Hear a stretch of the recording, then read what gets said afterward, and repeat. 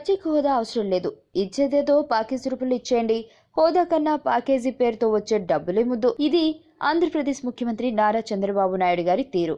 ఒకప్పుడు ప్రత్యేక హోదా సంజీవిని అన్నారు. 5 ఏళ్లు కాదు, 10 ఏళ్లు కాదు, 15 ఏళ్లు కావాలన్నారు. ఆ తర్వాత దాన్ని అటకెక్కించేశారు. అసలు ఇప్పుడు ప్రత్యేక హోదా దండగా అని చంద్రబాబు సెలవిస్తున్నారు. అంతేనా?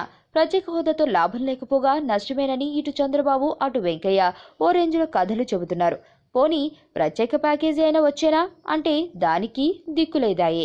విభజన చట్టంలోని అంశాలన్నింటినీ ప్యాకేజీలోకి మార్చేసి దాని ప్రత్యేక సాయం అంటూ కొత్త కథ వినిపించారు కేంద్ర ఆర్థిక మంత్రి అరుణ్ జైట్లీ.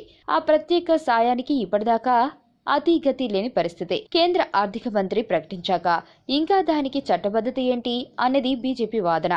అంతకు ముందేమో ప్రధాని హోదాలో మన్మోహన్ సింగ్ ఆంధ్రప్రదేశ్కి ప్రత్యేక హోదా ఇచ్చినా చట్టంలో పేర్కొనలేదు కాబట్టి ప్రత్యేక హోదా చెల్లదని ఇదే బీజేపీ నేతలు చెబుతున్నారు.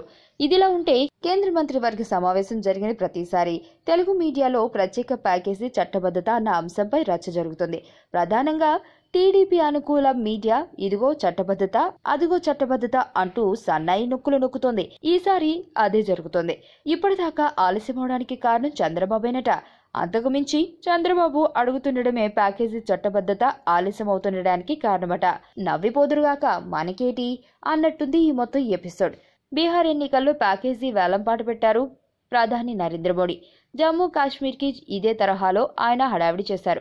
ఆంధ్రప్రదేశ్కి సంబంధించిన ఏ విషయంలోనూ అసలు మాట్లాడేందుకే మోడీ ఇష్టపడడం లేదేమో. అలాంటప్పుడు మోడీ హయాంలో ప్రత్యేక హోదా వస్తుందా? ప్రత్యేక ప్యాకేజీకి చట్టబద్ధత వస్తుందా? ఛాన్స్ లేదు.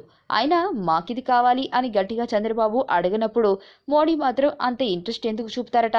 ప్రత్యేక హోదాకి చంద్రబాబే అడ్డం, ప్యాకేజీకి కూడా ఇప్పుడు ఆయనే అడ్డం అనుకోవాలేమో.